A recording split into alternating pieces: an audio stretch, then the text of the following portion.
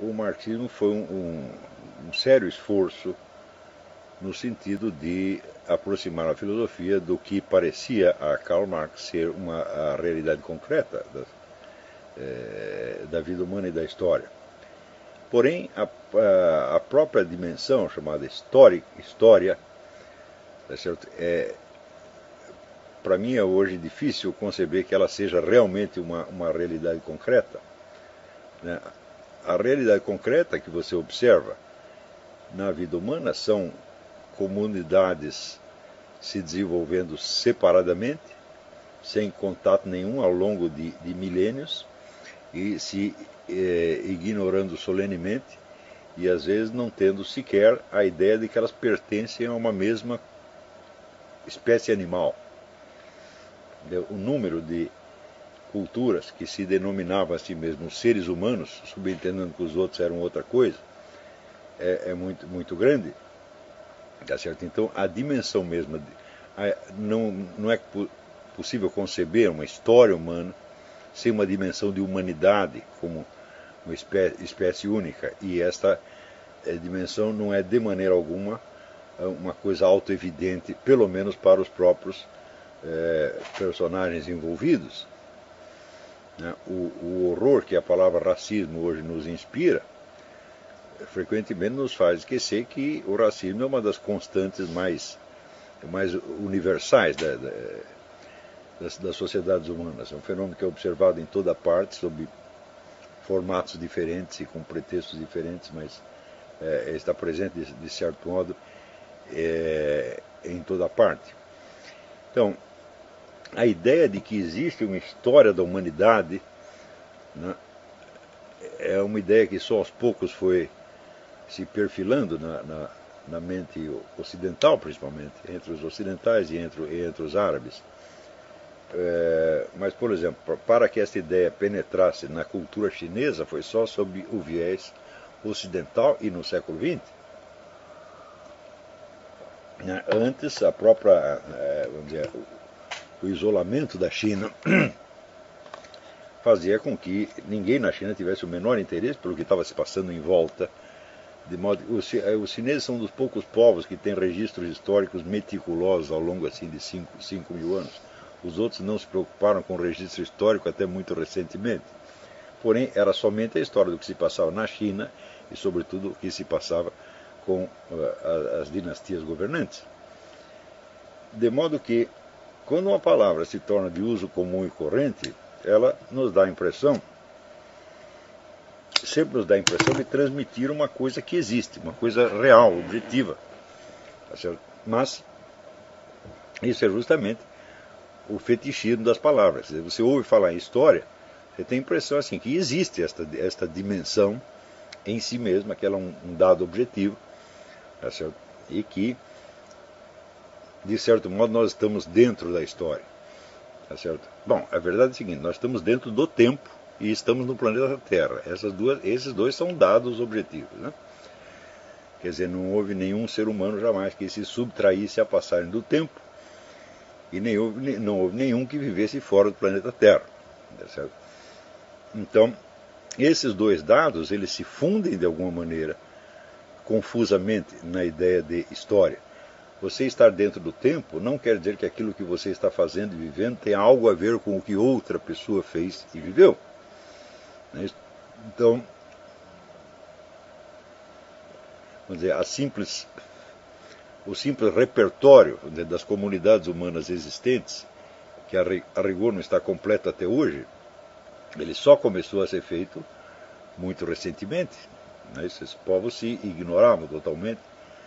Quando levaram pela primeira vez um índio para a Europa, é um fato que é relatado numa famosa crônica de Michel de Montaigne, né, que eles chamavam de Tupinambô. Né, aquilo causou estranheza, era como se fosse uma peça de museu. E, do mesmo modo, né, os povos de regiões mais remotas, a primeira vez que viram um europeu, ficaram assustadíssimos, que de repente chegava um homem coberto de ferro, que eles nunca tinham visto. Você imagina o que é para um índio que viveu semi-pelado a vida inteira, de repente chega um camarada com capacete, couraça, né, Então, evidentemente, é um extraterrestre. Então, a estranheza, não só a estranheza entre os povos, mas a imensa separação entre os vários processos culturais, supondo-se que esses processos tivessem alguma unidade interna deles, o que também pode ser duvidoso. A ideia de que todos esses povos, vivendo as suas experiências separadas, constituam uma unidade e que esta unidade possa ter um sentido total e que esse sentido total possa ser conhecido pelo ser humano, é uma ideia muito recente. Uma ideia que só aparece, a rigor, aparece com Voltaire, com Montesquieu e finalmente adquire a sua forma clássica com Hegel, com a filosofia da história universal. Tá certo? E desde Hegel houve várias tentativas de delinear o que seria o perfil de conjunto desse movimento histórico global. Todos esses esforços sempre fracassaram, todos eles, sem dúvida. Então, hoje em dia, a ideia, vamos dizer, de um sentido total da história, leva o nome da metanarrativa. Quer dizer, além das várias narrativas concretas do que aconteceu aqui ou ali, existiria então uma metanarrativa que as abrange a todas e expõe de algum modo o sentido do conjunto. Porém, quando Hegel publica a sua filosofia da história universal, aquilo tem um impacto tão grande que quando você chega já no tempo de Karl Marx, 2 ou 3 gerações depois, já é possível, com o próprio Marx, interpretar o movimento de conjunto da história universal em termos materiais. É uma coisa que nem Hegel havia tentado. Ou seja, Hegel acredita que existe uma unidade da história humana, mas essa unidade se dá, vamos dizer, num nível abstrativo muito alto, que ele chama a história do espírito, quer dizer, o espírito que vai se objetivando através das suas manifestações históricas e através das suas autocontradições vai se desenvolvendo. Até hoje não se sabe direito quem é esse tal de espírito, se é Deus, se é o próprio Hegel, se é o leitor que está lendo aquilo. Quer dizer, é um conceito que, com boas razões, o Eric Voegelin disse que é um conceito mágico. Tá certo? Porém, Karl Marx vai dar, vamos dizer, a este conceito mágico o sentido de um desenvolvimento material, concreto. Ou seja, é como se ele dissesse, nós não apenas existe um movimento total da história, e esse movimento é identificável, mas esse movimento se desenrola no terreno material. E ele tem algo a ver, ele é determinado pelo conjunto dos esforços que o ser humano faz para se apropriar dos materiais da natureza e transformá-los segundo as suas conveniências. Então, a história dos processos de transformação da matéria através da técnica e da indústria é o fio condutor de toda a história humana, e essa história pode ser contada numa série de etapas. Essas etapas não são necessariamente simultâneas em todos os lugares do mundo, mas elas serão percorridas de algum modo mais cedo ou mais tarde, de modo que nós podemos falar dentro dessa escala de tempo, nós podemos falar de comunidades que estão mais adiantadas no processo ou que estão mais atrasadas, mas todas elas passarão necessariamente pelas mesmas etapas, tá certo? Então, esta ideia da metanarrativa hoje é rejeitada por quase todos os filósofos de todas as correntes, inclusive os marxistas, né? Então, por exemplo, o pessoal da escola de Frankfurt sempre rejeitou a ideia da metanarrativa. Eles diziam, não, de fato nós não sabemos se isto existe. Um outro ponto que é importante é ver o seguinte, é que a ideia de unidade da espécie humana e a ideia de uma história da espécie humana só é concebível, a rigor, desde um ponto de vista divino. Porque materialmente nós não conhecemos essa unidade da história e muito menos podemos descrevê-la. A tentativa de Marx, evidentemente, fracassou, como nós veremos daqui a pouco. mas a ideia de que todos os seres humanos pertencem a uma mesma espécie, podem de algum modo ser medidos pela mesma escala, e que tem um destino comum, e que este destino pode fazer um sentido que é apreensível por nós, essa ideia só é concebível desde um ponto de vista hipoteticamente divino, quer dizer, um Deus que desde a esfera da eternidade observa e conhece o conjunto do que se passou sobre a Terra. Isso é a mesma coisa dizer que se a história faz sentido, só Deus pode conhecê-lo. Tá certo? E Deus seria, na verdade, vamos dizer, o criador e a matriz desse sentido da história. Então, a própria, vamos dizer, a ideia de uma escatologia, quer dizer, de um fim do mundo, pressupõe, então, algum conhecimento do conjunto do trajeto humano sobre a Terra. Nós vamos passar por isso, por isso, por isso, e vai terminar desta maneira. Tá certo? Porém, é claro que o juízo final, quer dizer, a culminação ou o sentido final da história, não é em si mesmo um acontecimento histórico, porque a partir daí a história humana será interrompida. E como diz a Bíblia, Deus fará um novo céu, nova terra, que não são sequer imagináveis por nós. Tá certo? Então, haveria nitidamente um fim da história. Quer dizer, sem um fim da história, não pode haver um sentido da história. Quer dizer, você conhecer o sentido de uma narrativa pressupõe você saber como é que ela termina. E se ela não terminou ainda, o sentido não está completo, então ele não é descritível. Tá certo? Isso deveria ser uma coisa evidente para todo mundo. Quer dizer, nós temos dois enfoques possíveis da história humana. Nós temos um enfoque humano, que não consegue apreender de maneira alguma a unidade da história e muito menos o seu sentido, e tem um enfoque divino, tá certo? Que nos oferece, através da revelação, uma ideia do que será o fim da história e, portanto, o seu sentido. O sentido último seria, então, o juízo final, com a salvação dos bons e a condenação dos maus. De modo que a história seria eminentemente uma lição moral, uma conclusão moral da história. Esta ideia não é evidentemente concebível, senão desde a perspectiva divina. E foi justamente essa perspectiva divina que, vindo com a revelação cristã, permitiu que aos poucos a ideia mesma de unidade da história fosse se tornando mais concebível para as pessoas. Porém, a partir de um certo momento, essa ideia se destaca da sua fonte religiosa e se torna uma ideia autônoma, ou seja, existe, segundo Jean-Baptiste Vico, Voltaire, Montesquieu, Hegel e o próprio Karl Marx, um sentido terrestre da história humana. Quer dizer, é uma história cuja finalidade se cumpre não no juízo final e na passagem para a escala da eternidade, mas se cumpre numa meta a ser alcançada no mundo terrestre. Tá certo? Então, você vê que essa ideia, quando ela aparece, ela já tem uma contradição. Né? A ideia de sentido da história pressupõe o conhecimento do fim da história. Então, o conhecimento do fim da história, ele não é possível materialmente, ele não é possível empiricamente. Quer dizer, nós não temos a experiência do fim da história.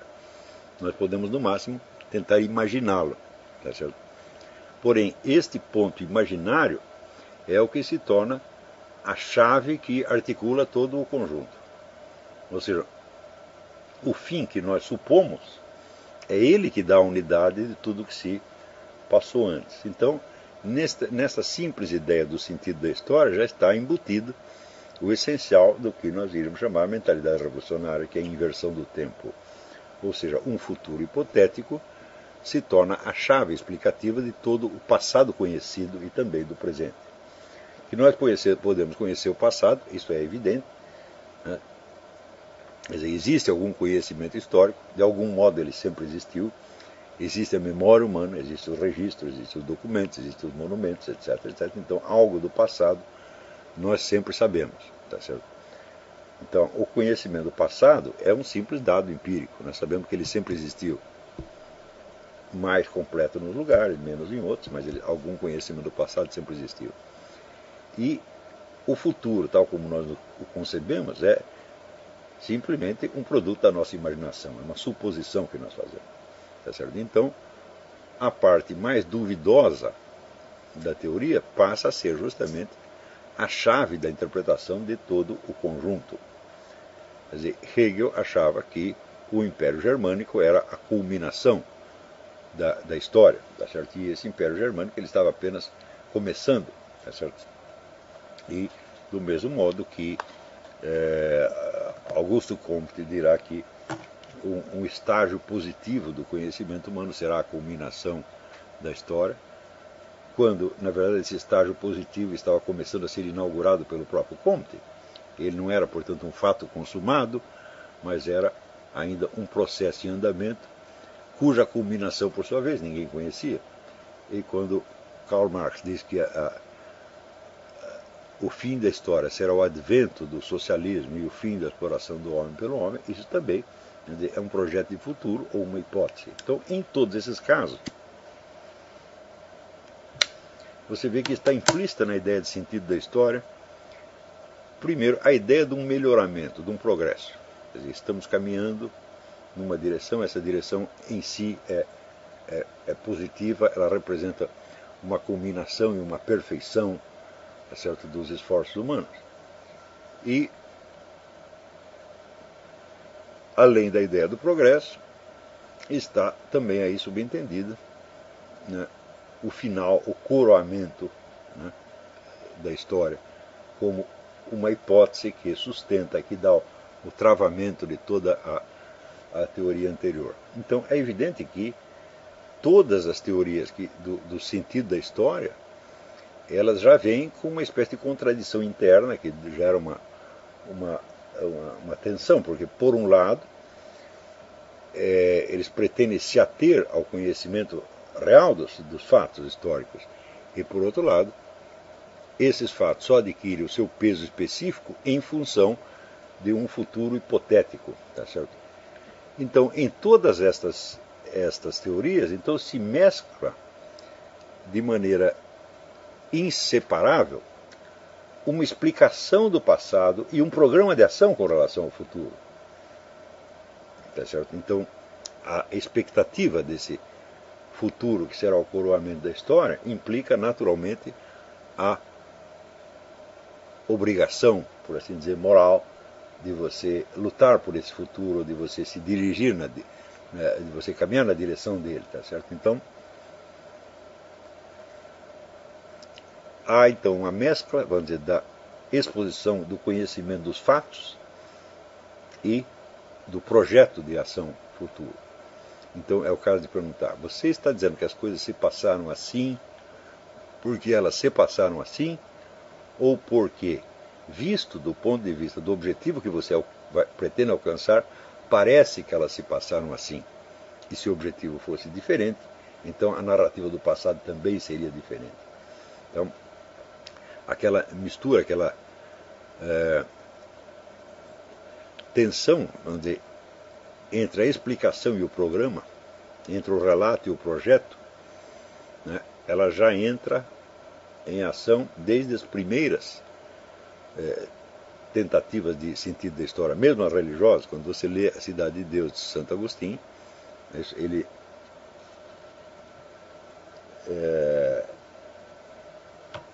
vê a culminação do processo histórico no juízo final, mas ao mesmo tempo há ali um programa de ação, quer dizer, a finalidade é esta e, portanto, nós devemos conduzir a nossa vida assim ou assado, tá certo? Para que obtenhamos a salvação. A diferença é o seguinte, é que na visão de Agostinho, a culminação do processo não depende de maneira alguma de que as pessoas façam isto ou aquilo.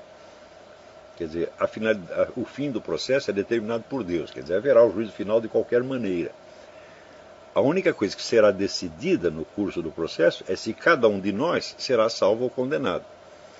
Ou seja, não é a ação humana que determina a finalidade. Tá certo? Essa finalidade não depende de maneira alguma da ação humana. Isto é, o juízo final acontecerá, seja para todos serem salvos, seja para todos serem condenados, seja para uma parte ser condenada, outra parte ser salva. De modo que Agostinho ainda tem, muito clara, a noção de que o fim da história é uma intervenção divina e não um capítulo da história. Porém, esta noção ela se perde completamente a partir do século XVIII, quando começam a surgir as modernas metanarrativas, com Voltaire e depois no século XIX Augusto Comte e outros. Né? Então, o fim da história, segundo esses indivíduos, é algo a ser alcançado pela ação humana. Quem criará o estado positivo da ciência? São os seres humanos com a sua atividade científica. Quem criará o socialismo? São os seres humanos fazendo a revolução socialista e assim por diante. De modo que o fim da história surge ao mesmo tempo como uma previsão, como um projeto e como um dado objetivo fatal. Quer dizer, algo está predeterminado, mas esse algo nós temos que fazer com que aconteça. Note bem que se você aceita que o fim da história é exclusivamente o resultado da ação humana, então pode ser que esse fim seja alcançado, pode ser que não. E se você diz que ele será alcançado necessariamente, então ele não depende da ação humana. Ele é, como em Agostinho, uma intervenção externa ou uma fatalidade que não depende dos seres humanos de maneira alguma. E nas modernas metanarrativas, essas duas coisas vêm juntas. É fatal, vai acontecer de qualquer maneira, mas nós temos que nos esforçar para que aconteça. Então, evidentemente, você tem ali, se não uma contradição, pelo menos uma tensão, tá certo? Que permanece irresolvida em todas essas metanarrativas. Esta contradição, essa macro-contradição, por assim dizer, contradição estrutural da concepção inteira, evidentemente, ela requer que no tratamento da própria narrativa, quer dizer, nos detalhes, na exposição do como que se dá a evolução histórica, também se use como método a própria contradição. Tá certo?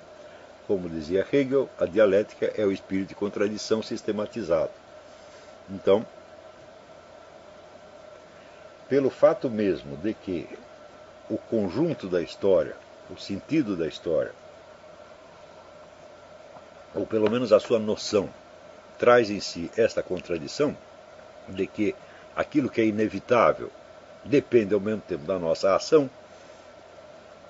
Então, como a concepção é contraditória em si mesma, então ela só pode ser tratada por algum meio, por algum instrumento cognitivo que leve em conta essas contradições. Tá certo? Por outro lado, é fato que esta experiência, vamos dizer, contraditória, quer dizer, de uma expectativa inevitável que, no entanto, tem que ser fabricada ou tem que ser feita pela ação humana, é uma coisa que está presente em toda a vida individual humana. Quer dizer, todos nós acreditamos que temos um destino, tá certo? Mas ao mesmo tempo nos esforçamos para que esse destino se realize.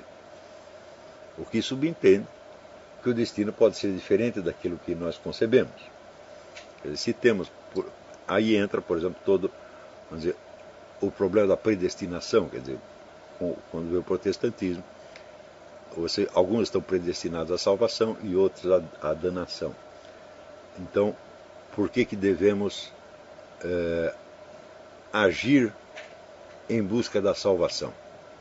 Tá certo? Não há uma explicação para isso. Quer dizer, se você já está predestinado, o que você faça ou deixe de fazer, pouco importa, é apenas a graça divina que vai interferir, independentemente das suas ações. Porém, a solução encontrada para isto foi que aqueles que estão salvos, eles devem agir como se já estivessem salvos.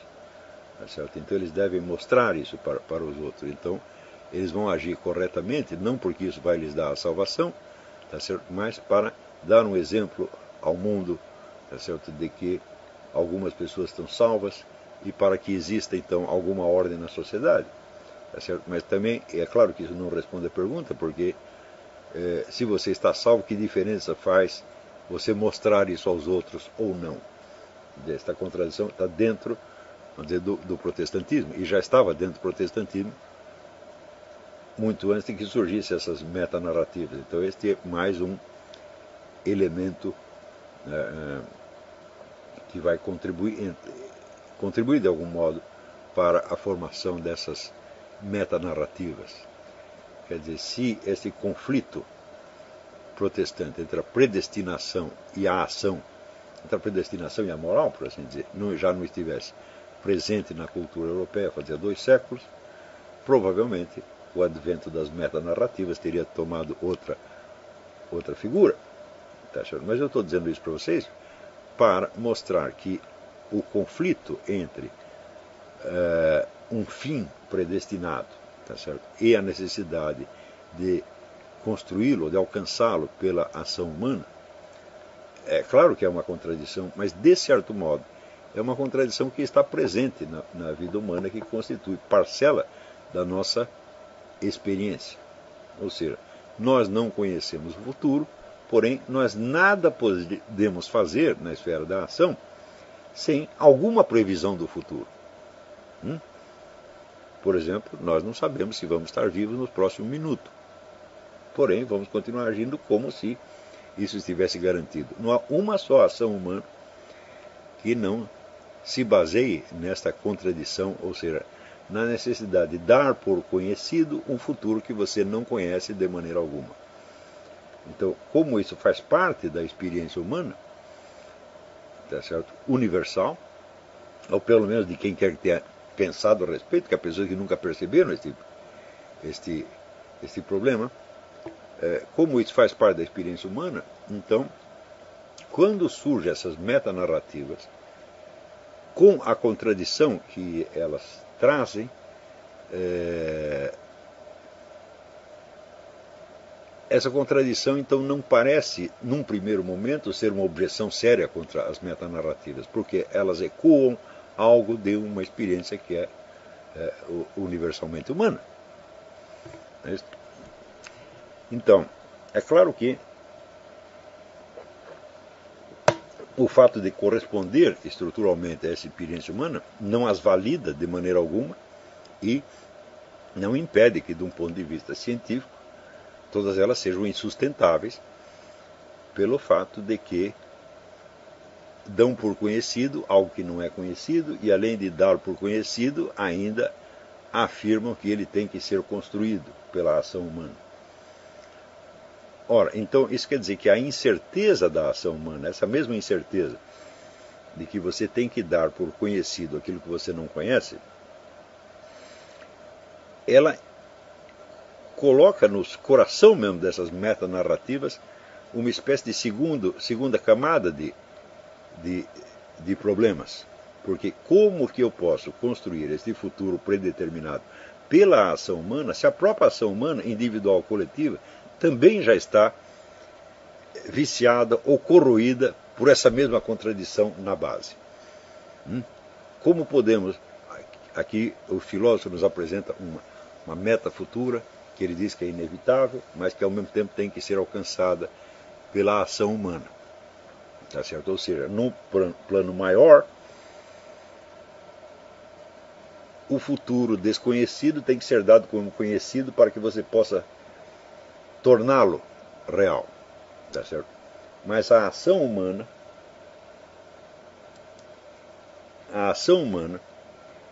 que vai construir esse futuro, cada uma das ações individuais ou coletivas, separadamente, cada uma delas também tem em si mesma essa mesma contradição. De modo que o instrumento de construção, né, do futuro, ao mesmo tempo inevitável e incerto, é também ela inevitável e incerta. Estão entendendo? Vamos dizer, um nível vamos dizer, já de dificuldade que já está na ideia mesma das metanarrativas. Então, a metanarrativa, ela parece verossímil num primeiro momento, porque ela imita estruturalmente um conflito que é inerente à existência humana, que é o conflito de dar por conhecido o futuro desconhecido. Mas, no mesmo instante em que soa verossímil por causa disso, ela já exibe a sua dificuldade, porque esse futuro terá que ser realizado mediante uma ação humana que contém dentro de si a mesmíssima contradição. Quer dizer, a contradição que aparece em escala maior já está dentro da escala pequena também. Tá certo? Então, é evidente que desde um primeiro momento, as discussões aí tomam a forma de uma confusão imensa. O fato de que imediatamente após a publicação dos escritos de Hegel tenha surgido, por exemplo, um hegelianismo de direita, um hegelianismo de esquerda, já mostra que essa filosofia não podia ser interpretada de uma maneira unívoca. Isso quer dizer, interpretada de uma maneira unívoca seria de algum modo contraditório com a proposta mesma, uma vez que esta proposta ela era em si mesma uma contradição. Estão acompanhando isso? Então,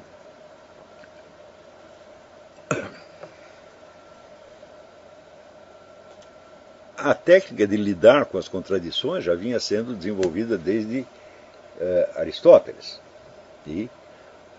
Mas Aristóteles lidou com isto não no plano da interpretação histórica, e sim no plano da técnica lógica, ou dialética, que foi criada não para você lidar com as macrocontradições da história ou da ação humana, mas com as simples contradições do pensamento. Ou seja, não para lidar com forças contraditórias no tecido da história, da vida individual, mas para lidar com ideias contraditórias. Tá certo? Então, Aristóteles criou a técnica de tratamento das ideias contraditórias através da doutrina das categorias e dos antepredicamentos. Quer dizer, ideias que parecem contraditórias na sua formulação podem não sê-lo, porque elas estão ou falando de categorias diferentes, ou estão colocadas num nível de predicação diferente, de modo que você pode reduzir a contradição a uma sequência de raciocínio perfeitamente coerente com alguma técnica, o que supõe, evidentemente, não só o domínio da técnica dialética em si, mas uma compreensão muito fina da linguagem. E por isso mesmo que Aristóteles antepôs ao tratado da dialética, e mais ainda aos tratados de lógica analítica, os tratados sobre a linguagem, como o famoso da interpretação. Ou seja, é preciso ter uma compreensão muito fina da linguagem e também conhecer as categorias, os antepredicamentos, etc., para que você não caia na esparrela de enxergar contradições onde há apenas uma contradição verbal aparente. Então, essa técnica existia, criada por Aristóteles, mas só para lidar com as ideias. De repente, quando surgem as metanarrativas, as contradições já não aparecem no plano das ideias, mas no plano da existência histórica e da ação concreta humana. Tá certo? E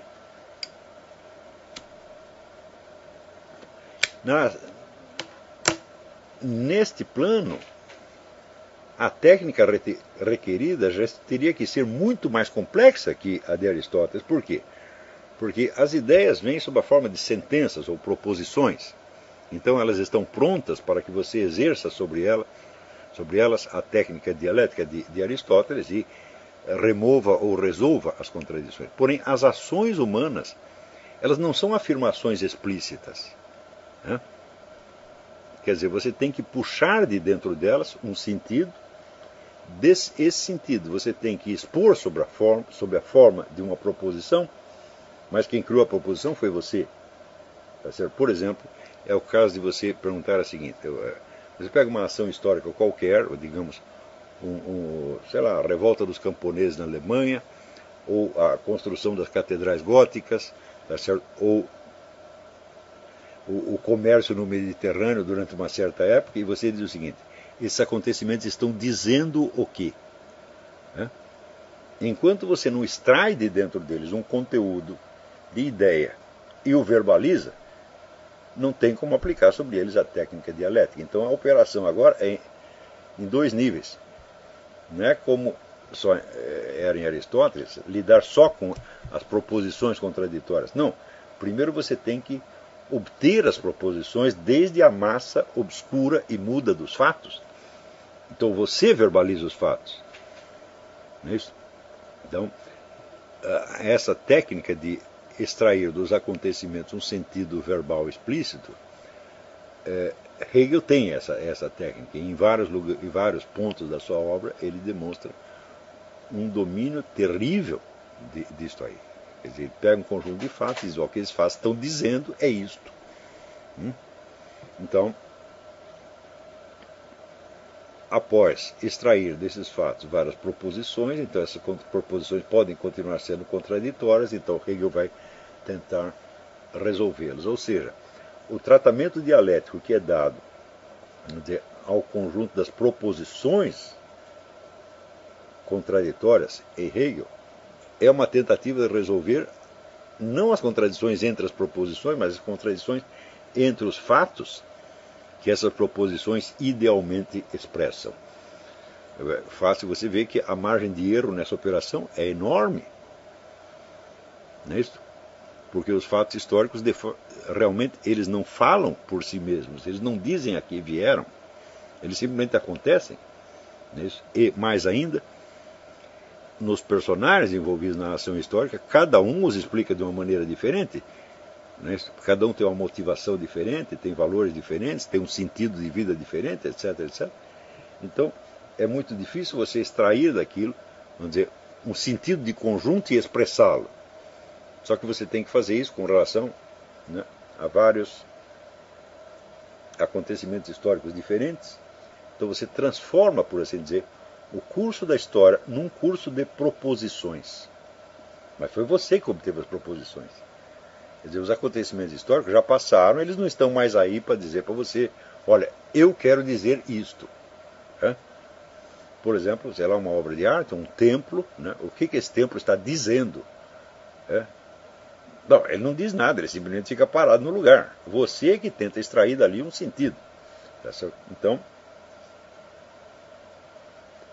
você vê que a técnica de Hegel já é monstruosamente mais complexa do que a dialética de Aristóteles. E com Karl Marx a coisa vai se tornar ainda mais complexa, porque Karl Marx afirma que todo este processo tem uma base material num fator único e constante, que é a luta do ser humano para se apropriar dos recursos da natureza. Ou seja, se Hegel tinha que fazer uma conversão, vamos dizer, dos fatos históricos em proposições, para daí lidar com as proposições e tentar tirar o sentido de conjunto dessas proposições, e através do sentido de conjunto das proposições, extrair o sentido de conjunto da história, Marx tem que fazer uma terceira operação. Cada um desses acontecimentos históricos tem que ser trazido de volta à sua base material no processo de produção. Ou seja, o que quer que aconteça tem que ser interpretado em função de um esforço econômico subjacente. Então a conversão são três, quer dizer, Aristóteles ia das proposições contraditórias para a solução e a descoberta da coerência oculta. Hegel não podia fazer isso, porque o material cristalizado não eram proposições, eram acontecimentos históricos. Então tem que extrair a proposição de dentro de cada acontecimento histórico e daí transformar tudo em proposição. Você tem uma série de proposições e daí você resolve as contradições entre as proposições e chega à conclusão. O sentido da história é este. Em Marx tem uma terceira operação, que é a de pegar esses mesmos acontecimentos e mostrar como eles expressam, no fundo, entre aspas, não aquilo que os seus personagens acreditavam representar, mas um conflito de interesses materiais acontecido no curso, vou dizer, da entrada dos seres humanos num tecido de relações econômicas. Quer dizer, como o essencial da história humana é a luta pela apropriação, vamos dizer, dos recursos materiais e a sua transformação de acordo com as conveniências ou necessidades do ser humano, então todos os processos históricos sociais, incluindo a religião, a arte, a filosofia, etc., são, em última análise, expressões desse outro fenômeno de ordem mais profunda, segundo Marx, que está se passando sob a superfície, vamos dizer, das ideias. Quer dizer, onde há um conflito de ideias, um conflito de valores, etc., no fundo existe um conflito de classes. O que são as classes? São os diferentes papéis que os grupos humanos assumem no curso da apropriação dos recursos materiais.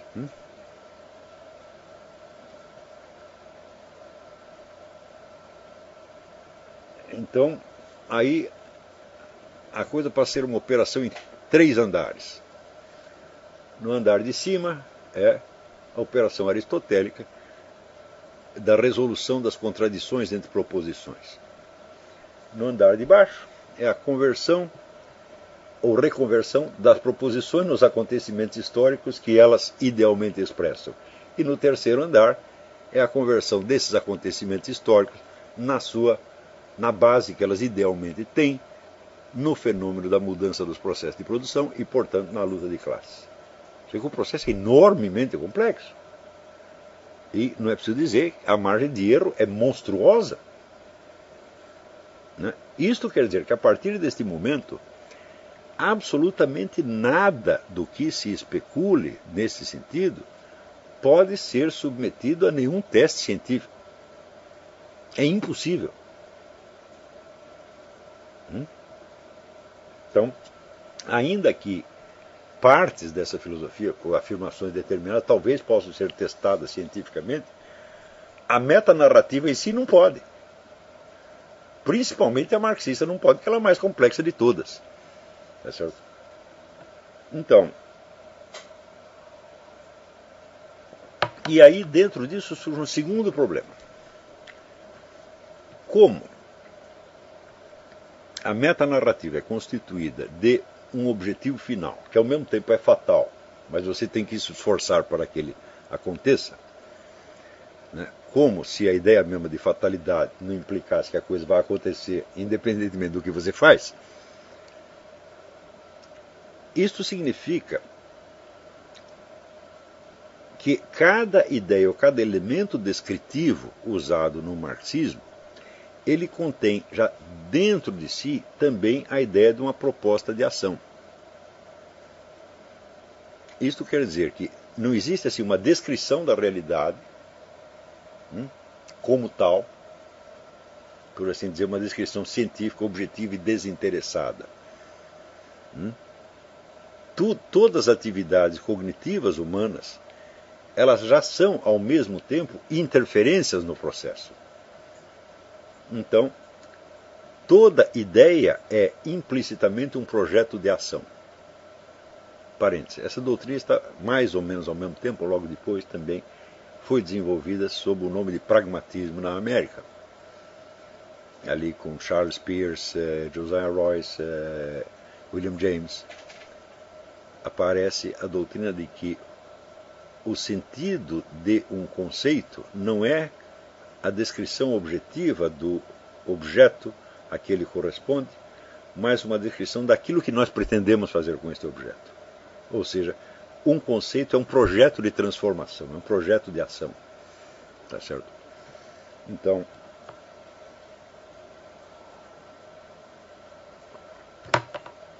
uma ideia então, mais ou menos similar já estava dentro do marxismo, e vamos dizer, a confluência de pragmatismo e marxismo aparecerá de maneira muito clara em Antonio Labriola, o filósofo marxista italiano, e no seu discípulo Antonio Gramsci.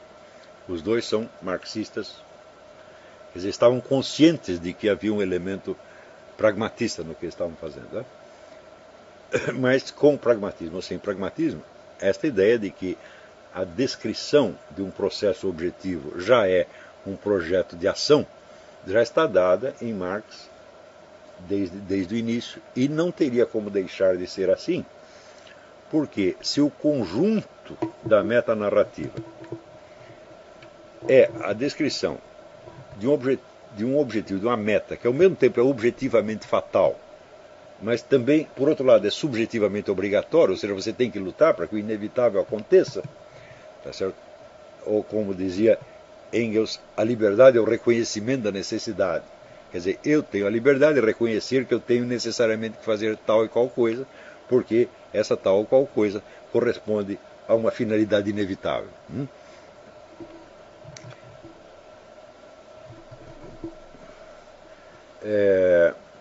Então, se a metanarrativa na sua estrutura de conjunto é assim, isso significa que as ferramentas descritivas de cada pedaço, de cada acontecimento, de cada conceito, são também assim.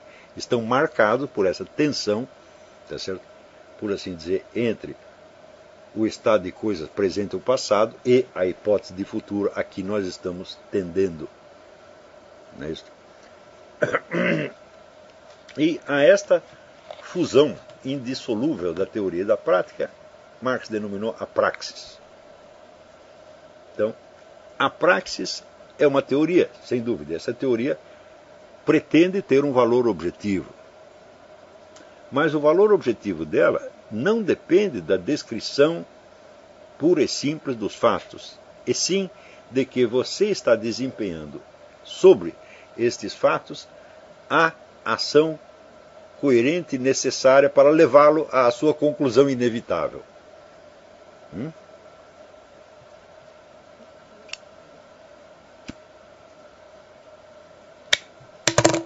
Note bem que tudo isso é de uma sutileza admirável, de algum modo. Tá certo? Só que aí existe automaticamente a exclusão do conhecimento objetivo no sentido aristotélico, que é o conhecimento, por assim dizer, puramente contemplativo. Então, em Aristóteles, o conhecimento objetivo é a descrição da estrutura e do comportamento de um ente, independentemente de qualquer interferência que eu faça sobre ele. Quando Aristóteles descreve, por exemplo, a embriologia do gato, que até hoje é considerada uma das descrições mais perfeitas que existem na zoologia, ele está querendo dizer o seguinte: o processo embrionário do gato é este, independentemente do fato de que eu esteja abrindo a barriga da gata agora para saber como é que é. Muito antes de eu abrir já era assim, e se eu não abrisse continuaria sendo do mesmo modo. Então, note que dos escritos de Aristóteles, 70% são escritos de ciências naturais. Quer dizer, ele era filho de um médico, o treinamento dele foi todo nas ciências naturais, e o foco de interesse dele eram as ciências naturais. Quer dizer, de certo modo, ele só escreveu os livros de filosofia para explicar o que ele estava fazendo nas ciências naturais. Então, ele não é assim como um Hegel ou um Karl Marx, cujo interesse central é a filosofia e as humanidades. Né? E este longo treino das ciências naturais o habitua à ideia de que os acontecimentos centrais da natureza são independentes do ser humano. Então, é claro que todos os elementos da natureza podem se tornar matérias-primas para o empreendimento humano de transformação. Tá certo? Até mesmo os gatos. Os seres humanos não criam gatos de raça para vendê-los por uma fortuna. Então, ou no Brasil matam os gatos para fabricar cuícas. Tá certo?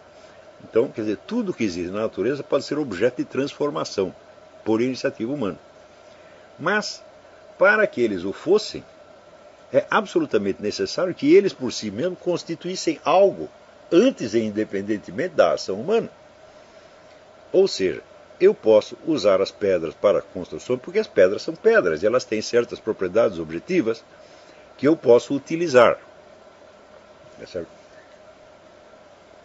Então, se não existe a possibilidade de um conhecimento objetivo da natureza, muito menos poderá existir a possibilidade da ação humana sobre estes mesmos objetos.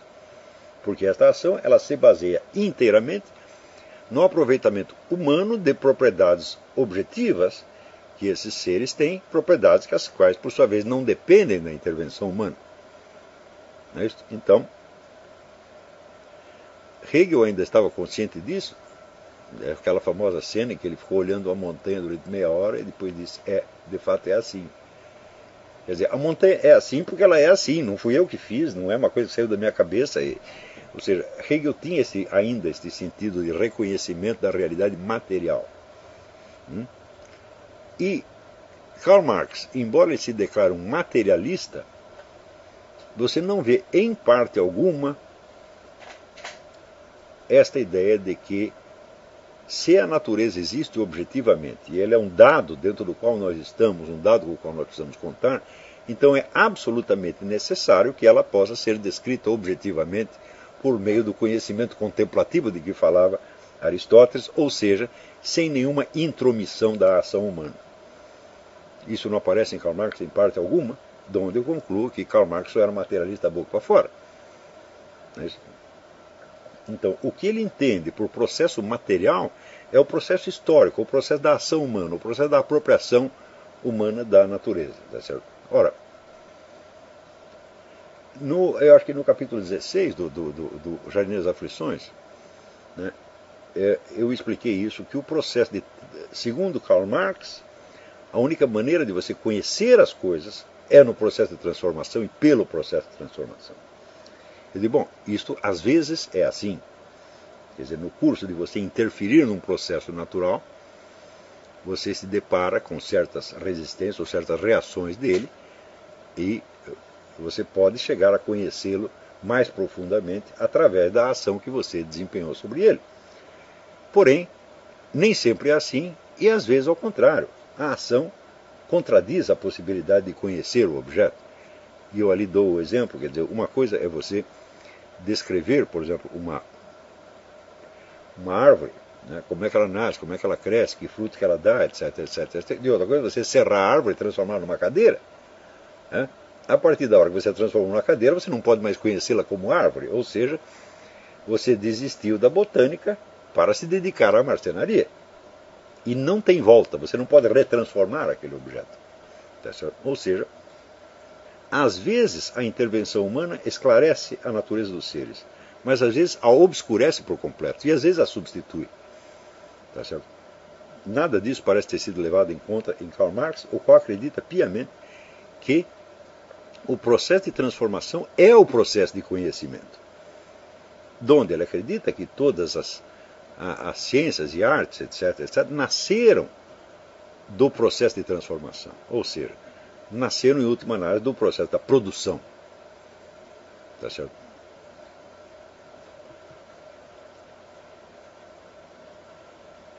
Então, embora possa acontecer que muitas ciências tenham nascido efetivamente de técnicas voltadas para a produção ou para a transformação do material natural, né, o fato é que essa sua origem temporal pouco tem a ver com a sua constituição lógica interna. Por exemplo, quando você passa da geometria empírica dos egípcios para a geometria teórica de Euclides, tá certo? Claro que a dos egípcios veio primeiro, mas a de Euclides introduz ali um salto qualitativo, como diria Mao Tse Tung, formidável. Ele passa para uma outra escala. E essa geometria de Euclides já não pode ser explicada pelos processos empíricos anteriores. Não é isso? Então ela tem a sua constituição cognitiva própria. Tá certo? E esta constituição cognitiva própria do conhecimento teorético, que Marx praticamente diz que não existe, que só existe o conhecimento advindo do processo de transformação. Ou seja, a origem do conhecimento é a praxis. E o que é praxis? É a teoria da prática, a prática da teoria. Tá certo? Então, vejam como o panorama vai se complicando, tá certo?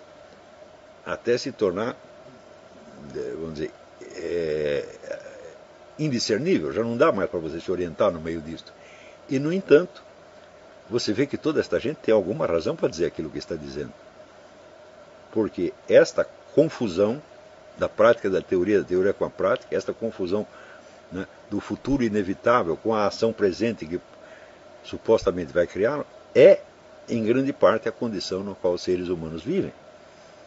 Ora, quando surgem as ciências teoréticas na antiguidade, elas surgem com o propósito de isolar parcialmente o ser humano dessa confusão, de modo que ele possa ver mais claro no conjunto. Quando chega então ao século XVIII e XIX, com essa nova filosofia da história que surge, né, vamos dizer, este repouso obtido pelas ciências teoréticas é anulado e voltamos a estar na total mescla de teoria e prática, tá certo? No qual toda tentativa de descrever objetivamente um processo é já uma intervenção nele. Ora, se toda ideia é uma intervenção, então isso quer dizer que por trás de cada ideia, por trás de cada teoria, você pode discernir uma intervenção implícita. Não é isso? Ainda que essa intervenção não venha a ser realizada, e ainda que ela esteja muito longe dos propósitos do indivíduo que concebeu aquela ideia. Tá certo? Então isso quer dizer que todas as ideias podem ser interpretadas de acordo com o método da praxis, conforme o seu lugar no imenso processo de transformação da natureza. Tá certo? Transformação industrial da natureza, técnico-industrial da natureza. Tá certo?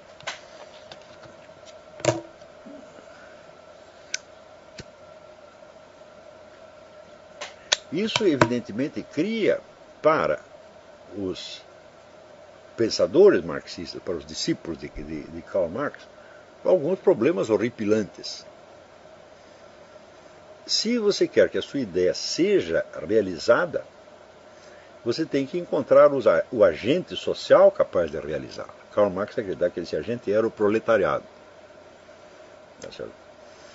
Então, por que era o proletariado não interessa por enquanto, mas seria o proletariado industrial, aquele pessoal que for retirado do campo e trazido para a cidade para trabalhar nas fábricas, e que esse seria o grande agente da transformação geral e final, tá certo, do mundo, que inauguraria o socialismo e, portanto, o fim da história. Tá certo? Então, aí surge o primeiro problema, né? Os inventores da teoria não são proletários. Nem ele é proletário, nem Engels é proletário. Então, isso quer dizer, ele precisa obter algum poder de preensão sobre o proletariado para que o proletariado consinta em ser o agente daquilo que ele está fatalmente destinado a ser o agente. E quando acompanhamos a história da atuação de Karl Marx na primeira Internacional Socialista, da qual ele emerge finalmente como o chefe, o dominador da coisa, você vê que ele teve que usar toda sorte de expedientes os mais escusos para se afirmar como chefe daquilo. E então é evidente que aí você já tem uma montanha de contradições que, de certo modo, vão adensando, tá certo, o estado de espírito marxista. Quando chega no começo do século XX e o proletariado europeu se recusa a fazer a revolução internacional e, ao contrário, consente em servir às suas nações, contrariando, portanto, o seu, aspas, interesse objetivo, porque o proletariado não tem pátria, o proletariado ele é o conjunto das pessoas cuja força de trabalho é explorada na base da mais-valia. Daqui a pouco falaremos da mais-valia, nesta aula ou na próxima. Então elas não têm a vinculação com o interesse nacional. O interesse nacional é exclusivo da burguesia. Quer dizer, a burguesia é, de certo modo, a nação. Então se esperava que, numa situação de guerra, o proletariado se recusasse a lutar em benefício dos seus dominadores nacionais e se articulasse internacionalmente na grande Revolução Europeia. O que não aconteceu exatamente o contrário. Tá certo? Quer dizer, o entusiasmo belicoso dos proletários na Primeira Guerra foi um negócio extraordinário, foi absolutamente chocante para